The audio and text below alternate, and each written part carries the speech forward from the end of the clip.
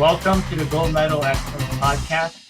I'm your host, Alexander Payne, along with my co-host, Chris Asher.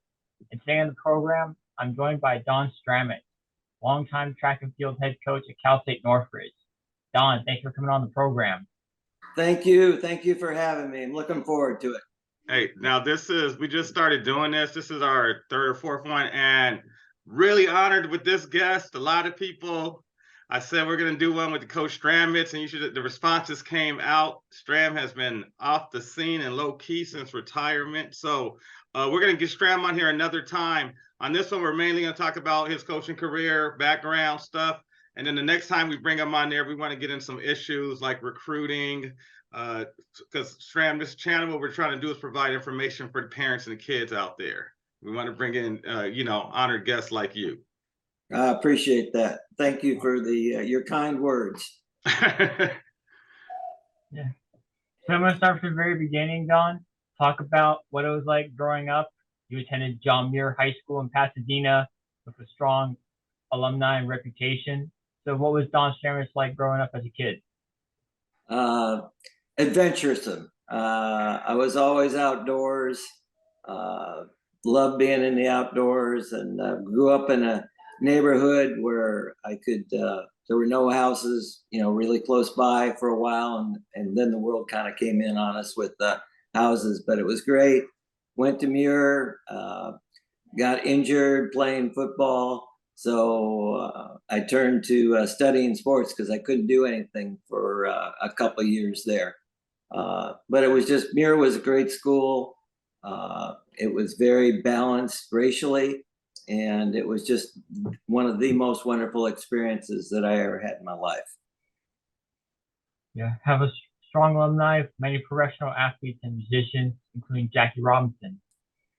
So after that, you attended Cal State LA for undergraduate and graduate school when they were still called the Diablos and had just changed their name from Los Angeles State College. So tell me more about your Cal State LA experience and some of the shifts that the university was making when you were attending there. Well, we had, at that time, we still had a football team. So it was very interesting to go through the locker room and try to walk by some of these guys that were like 4 feet wide, it seemed like. That was just a different experience. But I think the main experience there was I took a class from Ron Morris, Olympian pole vaulter. He is the present owner of On Track equipment supplies for track and field here in the Southland. And I learned so much about track, and he really sparked my interest in knowing more about track and becoming a track coach. I love the outdoors. I did not want to sit behind a desk like my dad. I was offered several positions to do that, making a lot more money than I was going to make teaching, but I just didn't want to sit behind a desk. So I got involved. Took more classes from Ron, got involved with watching the practices and learning the various events. And then when I graduated from there, I got the opportunity to go to Locke High School in the fall of 68, 69, right through there. And was at Locke for 4 or 5 years with Coach Thompson. And Coach Thompson was my mentor there. Great guy. He showed me so much about communication and dealing with the athletes. And he left the program in 73. I took over the program in 74. We grew the program from 25 athletes for 4 teams. And when I left there in 79, we had 250 athletes out for track and field at a school of 1,800. I thought it was just a statement to the community. The community support at Locke was phenomenal. The parents were phenomenal. And it was just one of the greatest experiences. It was just awesome. Yeah, we're gonna get to that. That's really, I think, our next question. We're gonna definitely ask. We wanted to know, your Cal State LA experience, and I think another thing we had to say was, I got a master's degree, and that was something you told me to do. I think you got your master's degree at Cal State LA as well. Can you tell just the just the people out here interested in being a coach or professional wise, hey, why did you get your master's degree? The master's degree was always the opportunity then to go up to a higher level. Also, when you work for LA Unified School District, I believe at the time was for every 14 units that you took, you went over a column. So it was back then a 6 or 7% pay raise just for going over a column. So it was always my goal to go as high as I needed to go educationally, so that if I did want to make the move to go to another coaching position at that time, in order to teach in junior college, you had to have a master's degree. It was also a requirement at the state schools at that time that you had to have a master's degree. So all I was doing was preparing myself to open the door. I really had no intentions of leaving Locke because I really enjoyed it there. But I wanted to be prepared. So I took classes every single fall at night, spring at night, and summer, and graduated with my master's there. I believe it was 75. Yeah, it's interesting you say that, because that master's, you told me, and I did it. It covers your basis. It allows you to. I think you say you're able to teach at the college level, the 4-year level, the state school level, the junior college level. At the time, you had to have one. So now you've set yourself up where you can teach there.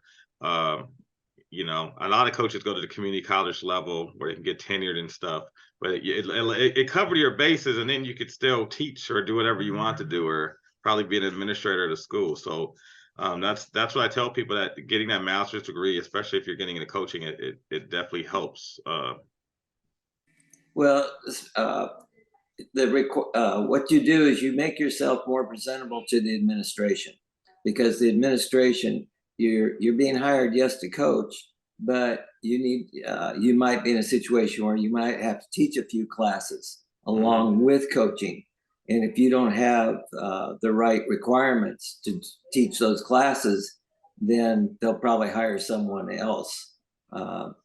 Just because you're a good coach doesn't mean you're going to get the position. And I think that's important for the young people out there, and for anybody who wants to be a coach, to realize that you need to be well-rounded. You need to have that educational background in order to get certain positions. Remember, back then, the junior colleges actually paid more than the state schools and the universities as far as coaches go. So it was, if you were going to go that route, you definitely had to have your master's. You couldn't even apply otherwise. I think they pretty much still do, except for a few jobs. So yeah. You eventually move on from Locke High School to Cal State Northridge, which at the time was an NCAA Division II member competing in the California Collegiate Athletic Association Conference. To talk about the jump from coaching high school to college. Well, the biggest difference for me was that I had never coached a white athlete. And so it was quite a transition, actually, to go from Locke to Northridge. Well, let's while you're saying that, Coach, not to cut you off, let's go back to tell the people a little bit more about Locke, like why you were there, and then transition to Northridge, because some of these people don't know. I mean, Locke was in Watts. This was, I think, after the riot. The athletes at the school. I mean, you were around not just track. I think there were some baseball players there. It was. Well, we had school opened right after the Watts riots. It was on 111th and San Pedro. Watts riots started on 116th and San Pedro. So it was a flashpoint area. It was a school that was entirely African American. It was a school that, shall we say, had its challenges. It had unbelievable teaching staff there. Yeah. We had some great athletes there. And the one thing that Ozzie Smith was there. I can remember a time at the Wizard of Oz. Yeah, Locke was playing Jordan in basketball. And this is before the 3-point came in. And Ozzie put in 37 points in a game. And if it had been with a 3-point, it would have been like 52 or 53 points. Wow. phenomenal basketball player. And then to have him be the shortstop and go on be the St. Louis Cardinals, I think was who he played for. Yeah. He had him there. He had some people that played for Murray.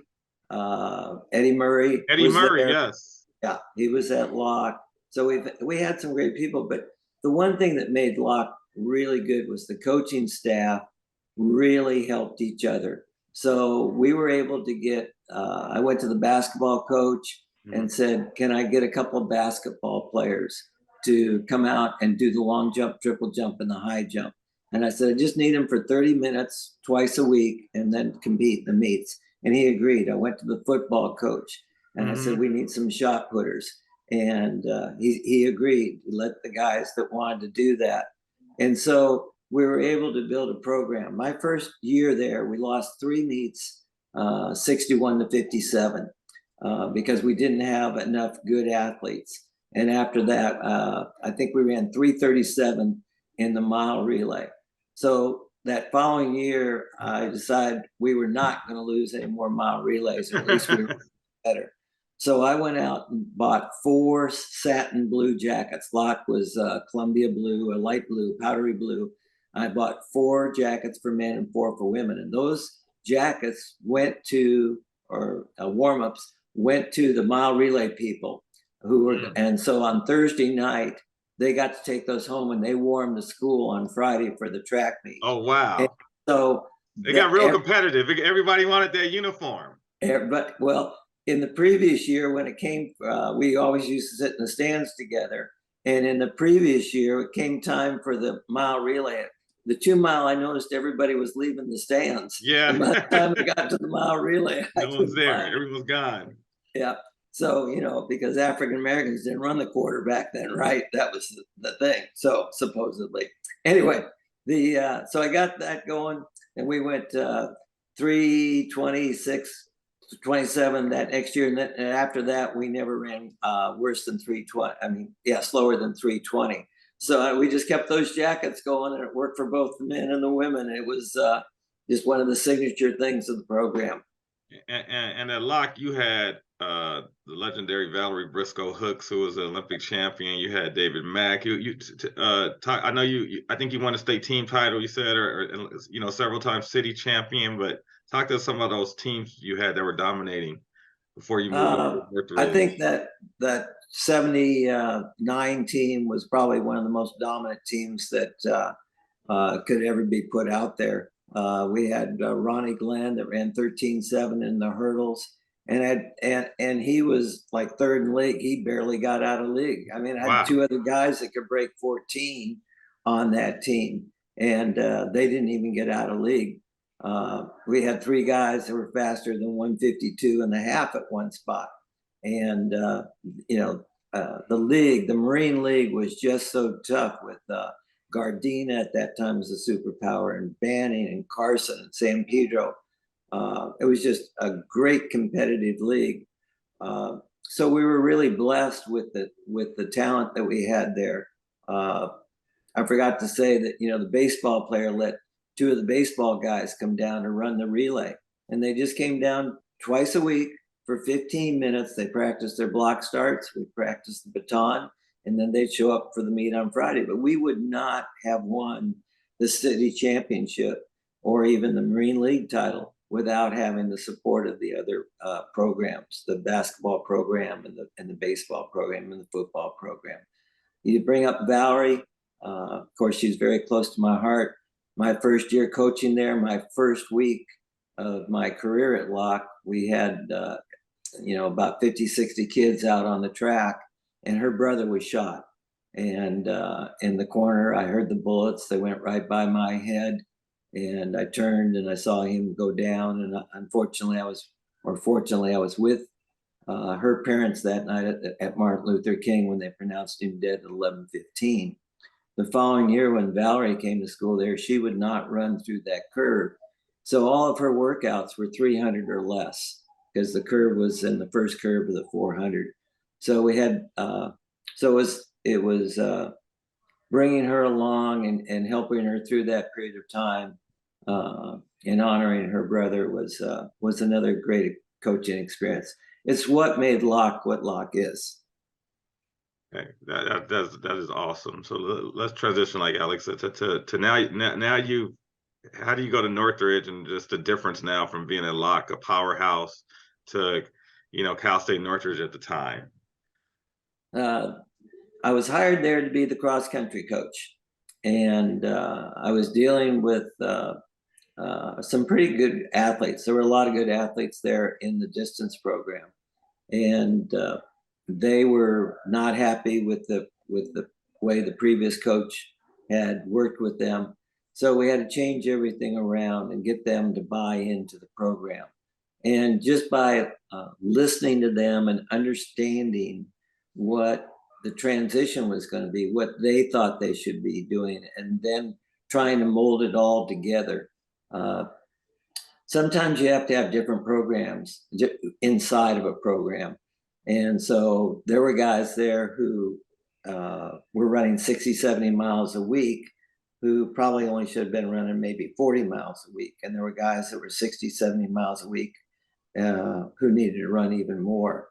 So we really took the program and diversified it from the standpoint that not everybody did the exact same thing to get them to buy into the program. And they bought in, and we went on.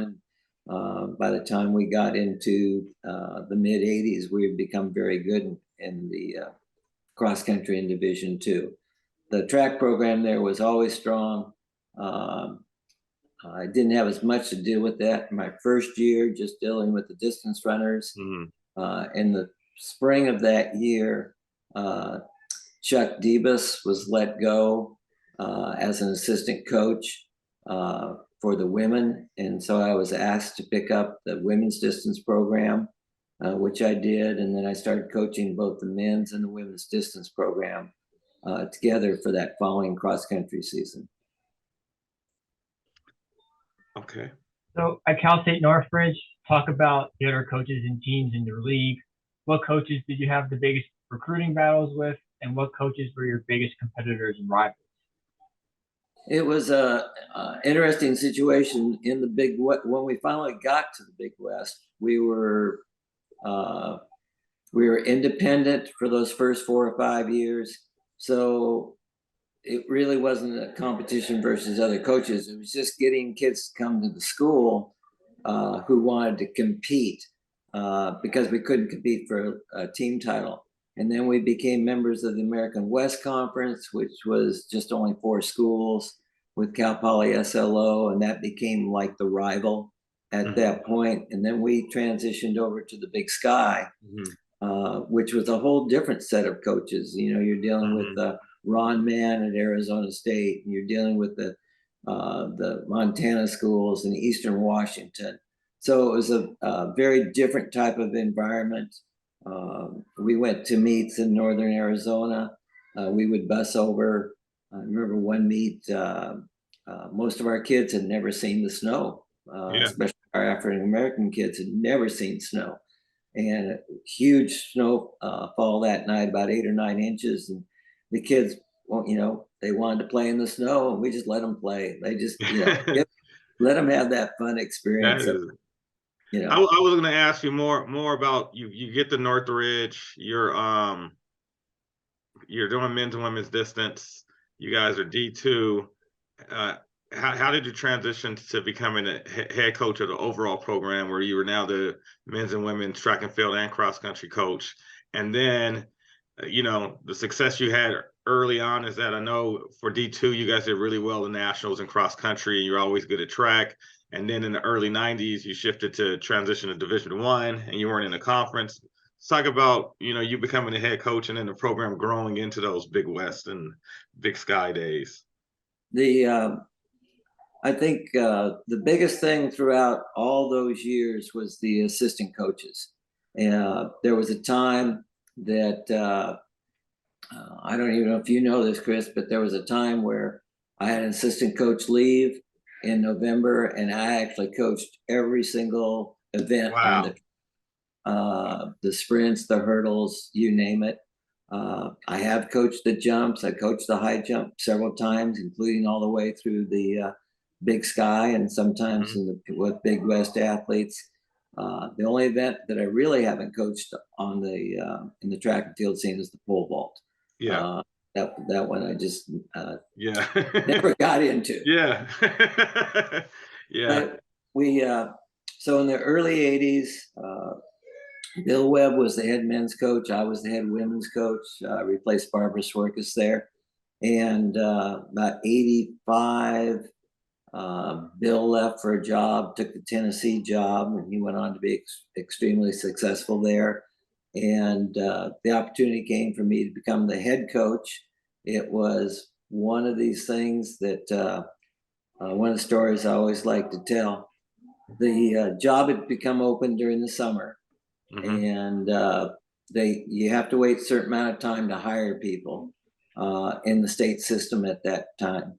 So again, having the masters really helped. So they need to hire somebody by Friday afternoon at 5 o'clock, and I forget exactly which Friday it was. It was Friday before school started on Monday. And at 4:25, I get a phone call offering me the job. And they offered me the job at an associate professor's step 3, or I believe it was. But I knew that if I took that job, I would never get up to being a full professor, because at that time you had to publish in order to become a full professor. So I countered associate professor full professorship step 2. They countered full associate step 4, and then we went back and forth. And at 4:50, they made the offer of the associate professorship step 5, and I countered full professorship step 1, take it or leave it.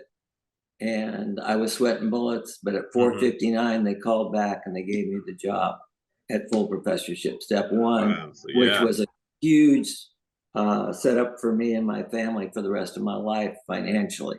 It was an unbelievable difference. So that was the transition through there. The transition into Division I, we were very fortunate at that time that we had Darcy there. We redshirted her a year so that we could get her to D1 Nationals, Darcy Ariola. And then in that first year, we actually won a national championship with her in the 1500 in Division I. Yeah, that was amazing. I think story was what she was your last year of Division II going into D1. She won in outdoors and cross country, and then you guys redshirted her. And then her last year, she's the Cal State Northridge's first ever Division I national champion. Correct. So that was just that was the springboard, and that was the opportunity for us really to grow and recruit athletes. I think a lot of the success, of course, that we had throughout the years was that the assistant coaches, they did a phenomenal job. They did a phenomenal job of recruiting athletes, and they did a phenomenal job of coaching them. And, you go back and you look at the staff from like 2005 till I retired in 2011. And you had Jeff Perkins there, who's now the head coach at Irvine. You had Dale Cowper there, who's now the head coach at Louisville. You had Jeremy Fisher there, who is now the head Olympic training coach down there in San Diego for the jumps. So the coaching staff was just phenomenal, and it just made it just a joy to be around, and the camaraderie that we had.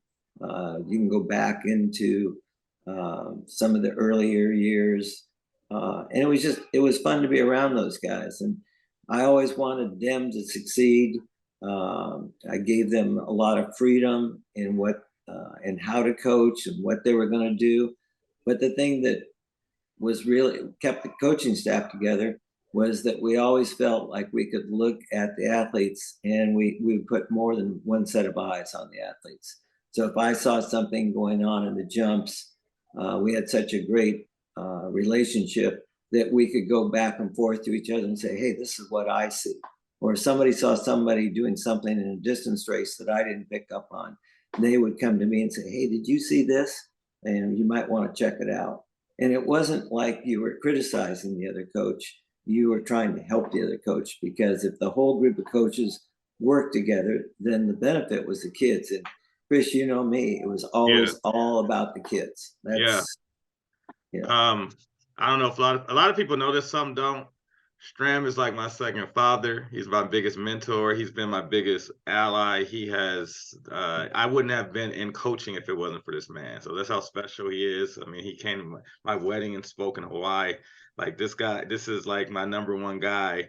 And I just want to go back on, comment he said. So being, him being my mentor and working under him, learning him, he taught me the complete coaching game. Not, we'll talk more about that later, but he had I competed against him. He had great coaches, he had great staff, and he let his coaches coach. So I learned a lot on that end. I mean, he talked about Jeremy and Perkins and Cowper and those guys, and that's a phenomenal staff. And he let those guys recruit, he let those guys do their job, and they have phenomenal teams because in all those areas we're talking about, you go to the conference championship and Northridge is scoring top 3 in every area. So yeah, just phenomenal. Talking about the committee and leadership roles in track and field that you've held over the years.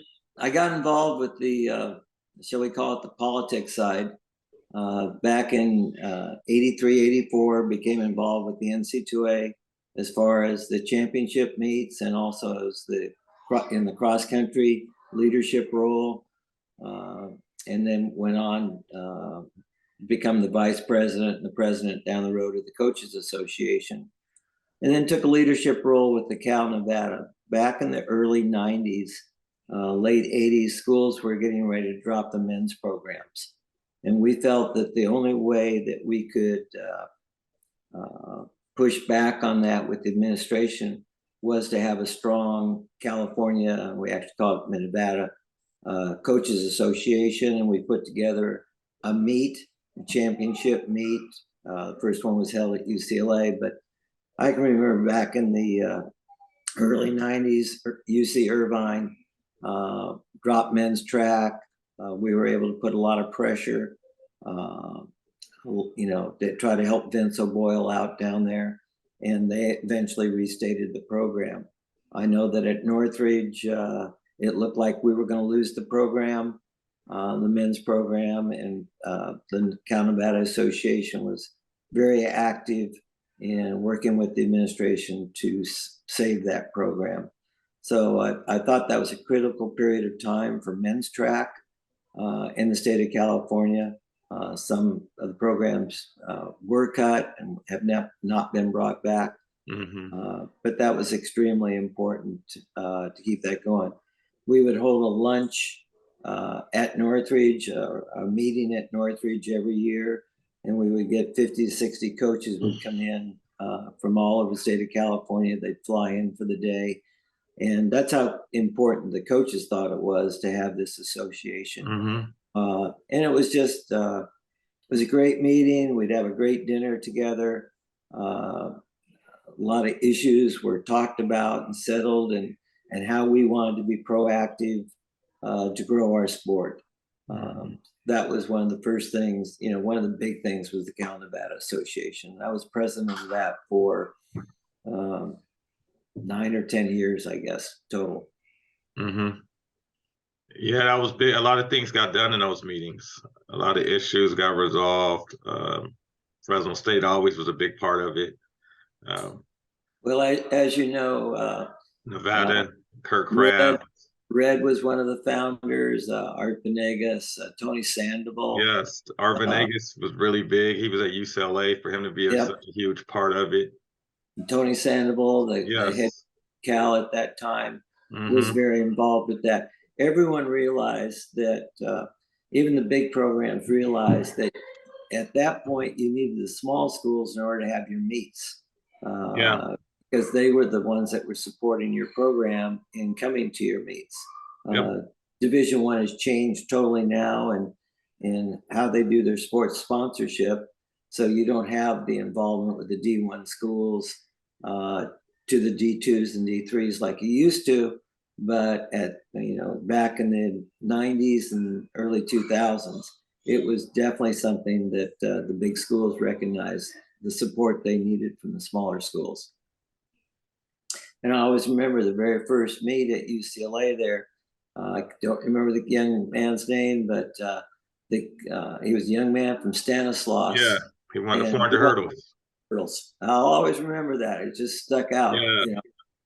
You know, I remember the meet being big because if you were a D2 runner and you couldn't travel out of state and stuff, and you know, having coached at like House LA, you could see for some of those that was a really big meet that got them to nationals, that you know, or for them to be able to race, you know, at Drake Stadium and compete against USC or you know Cal or whatever, you know, that was it was on TV, it was televised, I think at the time, yeah. which what was huge, you know, so people were talking about it. There was a vibe. There was something that was covered in track and field news. There was articles back then about how the demise of track and field in California, you know, with them going to be getting ready to drop men's programs, and we were kind of heading that direction again. And we recognized, you know, that in order to be strong, you're only as strong as your weakest link. So we needed every school to have a program, and you had a bunch of coaches that just bought in, and they believe that also. Spent over 30 years at Cal State Northridge. With all of your accolades and coaching success, were you ever given the opportunity to take a position at a different university, or did you ever seriously entertain going somewhere else? I was asked to apply for a job, well, a head job at UCLA twice. But at that time, in both situations, I would have had to take a big pay cut to go there. And so that was not anything that I could do because I had a family. So I never even applied. Never really wanted to go anyplace else. I was very happy where I was at. I felt like we had our own niche. We got some superstars there who really competed well. And who did well on the national scene. And so I liked it. And we had guys like Ron Alice at USC, and Ron was just so supportive. He'd been at Long Beach State. He knew what the pluses and the minuses were of being at a state school, and he recognized that. But he would be supportive of our program. Because we really weren't competing for the same athletes, and he wanted the best for us. So when you have the support of even some of your other coaches, and you know you're in a good position, I also had a great athletic director through the last part of my career in Dick Dull, who just supported track and field. Because of the political involvement, we were able to host the NC2A Western Regionals in 2004. Dick Dull was responsible for getting a new track for us. We needed a new track for that event. He sold it to the upper level administration. We received a new track, and we had over 5,500 people there at that meet. And we had several of the vice presidents were out to that meet. I'm still in touch with a couple of those guys. And they go back and they talk about that, how that was such a turning point for the whole school to recognize that even though we weren't SC or UCLA, here we are, we're hosting that meet and they're not. And we were the first small school, quote, quote, small school to host a Western regional or any type of regional in the United States. So there was a lot of, shall we say, politics involved in that. People again bought in. They saw the vision. They came back. We resurfaced the track because we got the 2008 Western Regional also. So, you know, that was kind of like two of the big highlights of the coaching career. I didn't like the work necessarily. It went involved. Coach, you know, we're putting those on, but that was huge. It was huge for the community. It was huge for the school, and it was huge for our athletes. And I think that when you have that type of presence and people recognize that the school really backs your program, that was another reason why it was fairly, I wouldn't say easy, but we got a lot of athletes came to Northridge because of that. You said a couple of things I want to talk about. You said the politics of it, which is good. I served on a lot of committees. I played the political game, and coaches would ask me, why do you do that?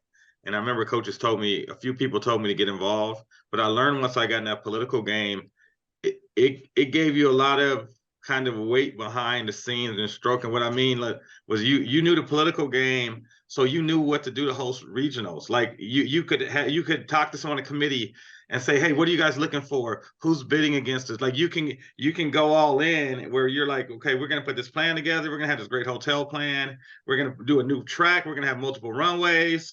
We're gonna have, where the committee go, we're gonna have our whole administration go in, and then the bid committee gets it and go, this is a great bid. So, and then that elevates your program. So I wanted to mention that, and I know you're very astute, and I'm sure you and Dick Dole were like, let's go in on this, and it works. The other thing you said, a pay cut. You said, like UCLA. Talk to people about that, because I've said to people, the junior colleges, just for coaches out there who are trying to get into collegiate coaching, or athletes maybe looking at it, the junior colleges, how that's worked, at least I've seen it from the outside looking in and talking to coaches there, is, you pretty much have to have a master's, you get in, but you get tenure, and those positions pay pretty well. So coaches don't leave. After a while, you're taught at the junior college, you're actually taught to teach at classes, and then you're hired to coach. But coaches will retire from coaching and still just teach classes and stay forever. But at the 4-year level, I think there's misconceptions, especially during that time period, like USC or UCLA was paying more than Northridge. And I think it wasn't, because you had a pretty good deal. And I remember there were guys like Sackett at Cal Poly Pomona. They were D2, and Sackett would say, I couldn't have left Pomona. Everywhere would have been a pay cut. But the perception is, oh, you make more at these big schools. And at least at the time, it was not. Well, that was before the Pac-12 had that big TV contract that they got 4 or 5 years ago.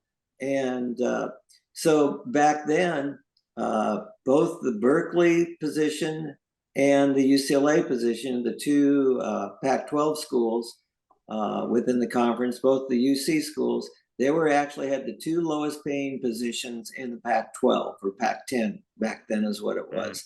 And so Northridge, Pomona, if you did the right politics at the right time with your contract, you could end up moving into a position where you were making enough money that to go someplace else would have been a significant pay cut. In this instance, it was over a $30,000 pay cut for me to go to UCLA. So there wasn't even, you're not even going to apply for that. of wanting to make that move or anything else like that. Plus, I was very happy where I'm at. I think a lot of, with the new TV contract, all the coaches' salaries have gone up appreciably within now the Pac-12, and they're paid a lot more than they used to be paid. And there probably would be a pay raise now to go from a state school into like a Pac-12 school or something like that. I think what people don't realize is that each coach has a contract, and it's how you structure that contract. And I was able to get contracts from Ron Mann. I was able to get contracts from the Arizona State coach. I was able to get contracts from people all over the country because of my political ties. They would send me their contracts, and I took different provisions out of each contract that I felt could apply to me and to my Northridge situation. And that's what I pushed for, and that's what I was able to get, which at that point included bonuses, etc. So it was a great contract.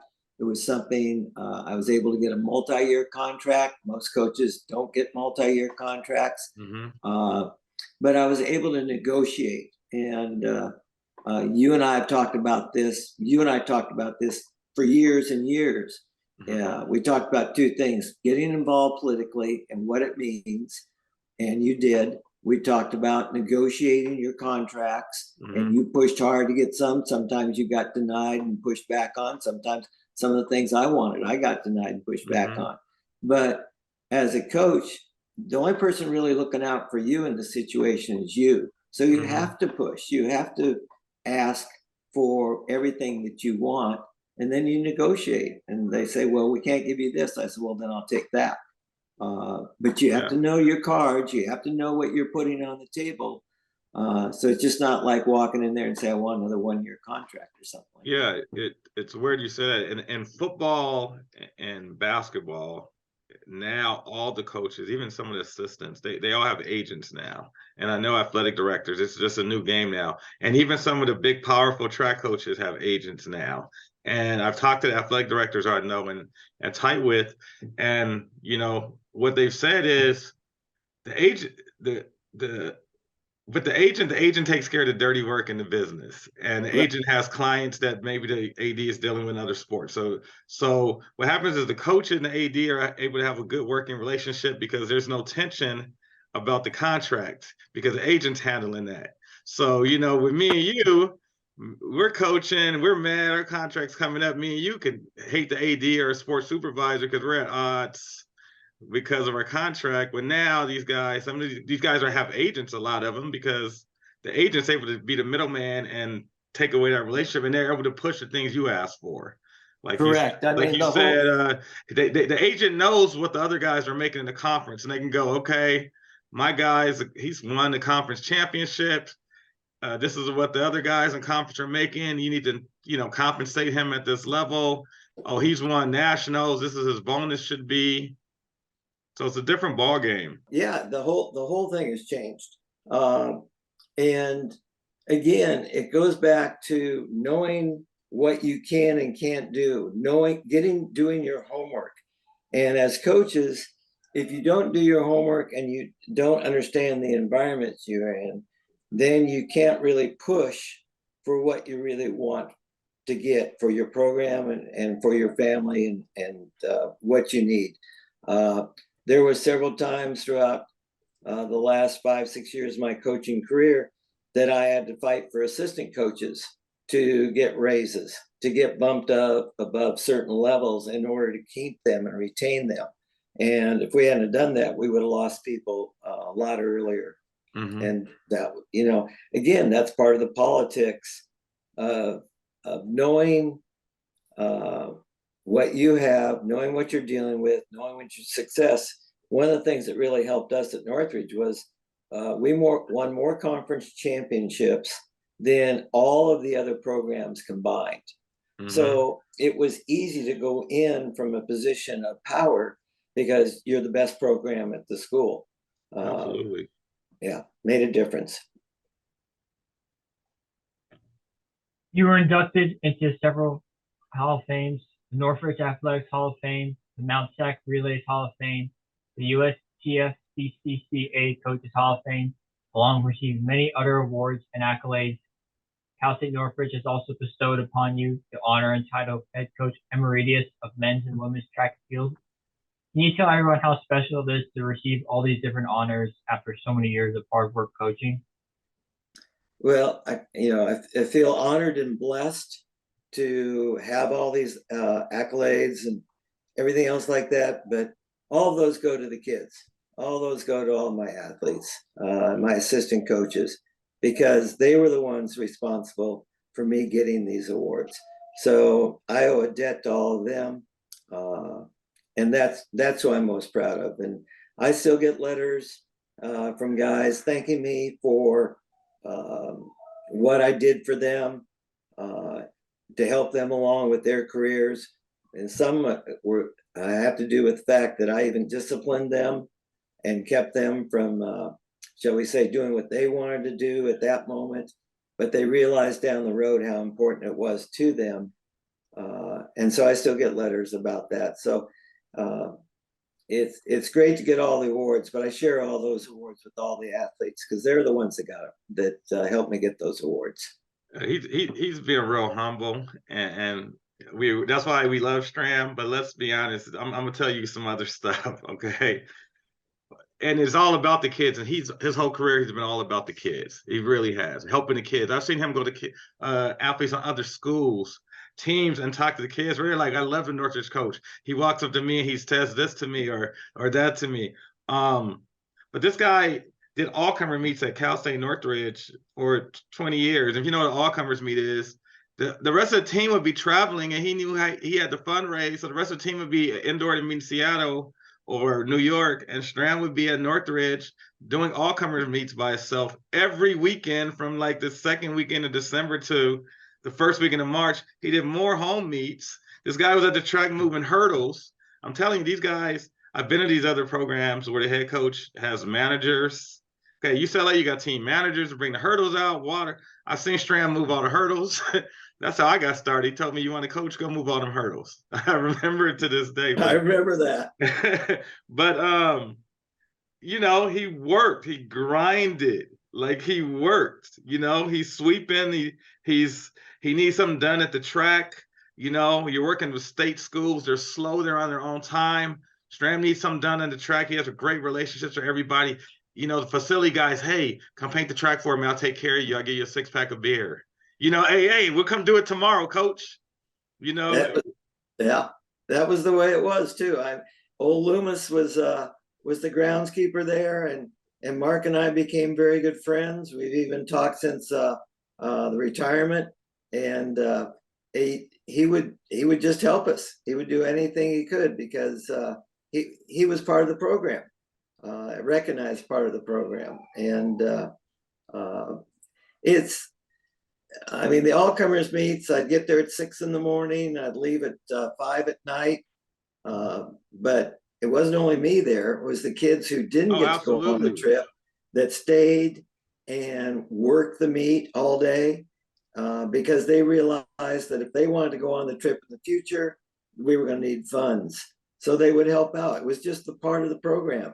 To be a success doesn't necessarily mean you can get the fastest runner in every event or do this or do that as far as the coaching, actual coaching. But to be a success, you have to get everybody in your program to buy in. And I think that's what we were able to accomplish and do. And usually the first team meeting back in August every year before school started, it was all about buying in and accepting responsibility. And I think that made a big difference. And Chris, when you were an athlete there, we had the situation on the men's side when gender equity came in that we couldn't carry X number of men, or cut way back on the men's side. And so Chris was not a distance runner, but Chris volunteered to be a cross-country athlete that year and ran the meets for us in order that we would have enough guys even to finish as a team, which we needed for NC2A sponsorship. So it's having guys like Chris in the program. It was having guys that just gave of themselves because they wanted to be part of something. And we tried to always, I mean, that was the emphasis, be part of what we've got going on. Just a couple more comments and stuff before we go. A couple, you know, that was all the official questions, but just I said, tell the people out there, talk to me about some of the other coaches who I would say rivals, guys who you're always competing against, but you also respected. You had a long career. You know, I know you would say you had these rival coaches when you're in the CCAA. You know, at Northridge, it was always Northridge, Fresno State. That was always huge. You Red and Fraley. You know, anybody, you know, I know all the Big West coaches respected you. Stram got it done. You'd always hear that. I think if you go back to the old CC2A when we were Division II with Jim Sackett and Chris Rennie, and those were actually two of my mentors. When I first started coaching, they kind of took me underneath their wing, and I owe a debt of ingratitude to both those guys.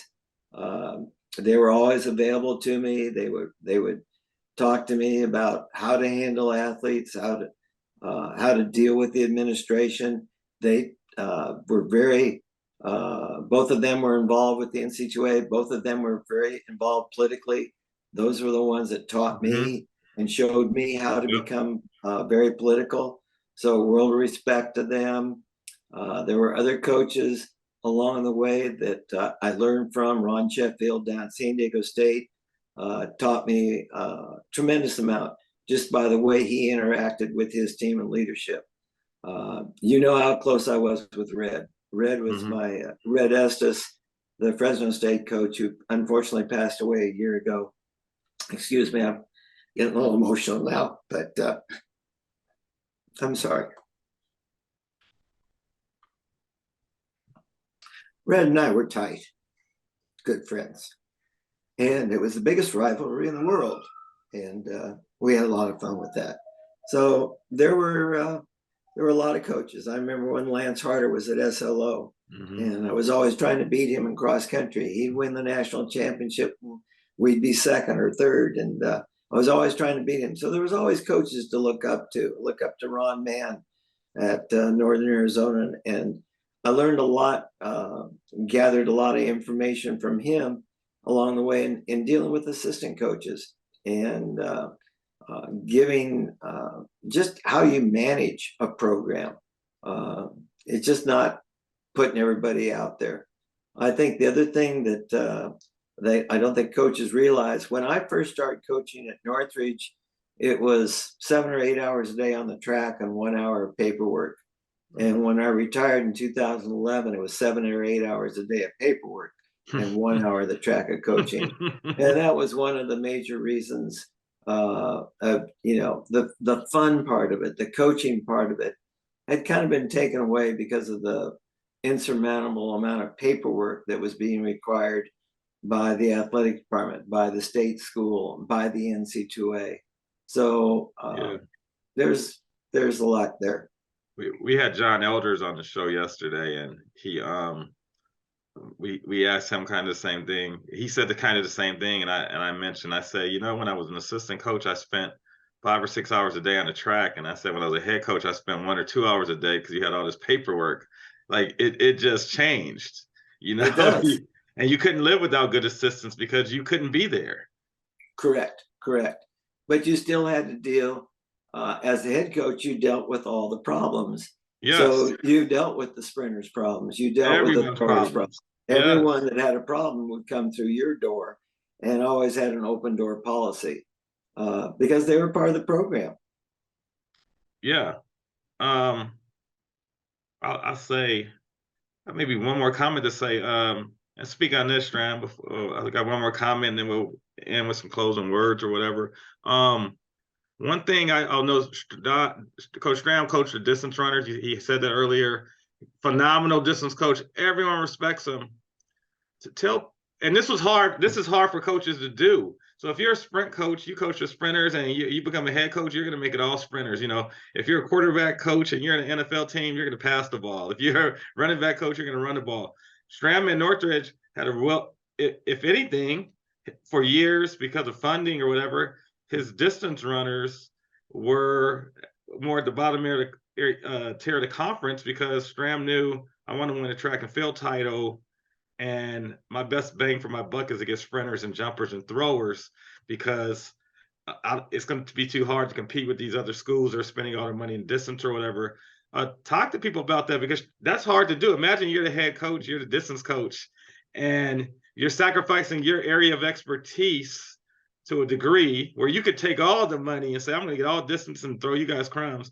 And you did that for the success of the program, because you said that, no, in Northridge, our best bet is to be, I would think, my best bet is to be a track and field powerhouse, and we're going to do it in these areas. And I'll put a little money in the distance and have, on people who can score in the mid distances at the conference level. Well, back in about 2003, 4, 5, right through there, they started cutting my scholarship money. And we were pretty diversified in our program money-wise till that point. You looked around the conference, there were 7 head coaches in the conference who were distance coaches. So the other 6 coaches were putting the majority of their money into the distance program. So if all of them are putting their money in the distance program, if I'm going to win the conference championship, which was our number one goal every year, we had to put money elsewhere. So the distance program suffered. And each year that I lost money, it came directly out of the distance program, even though I was the distance coach. So then it became even more important for me to find walk-ons.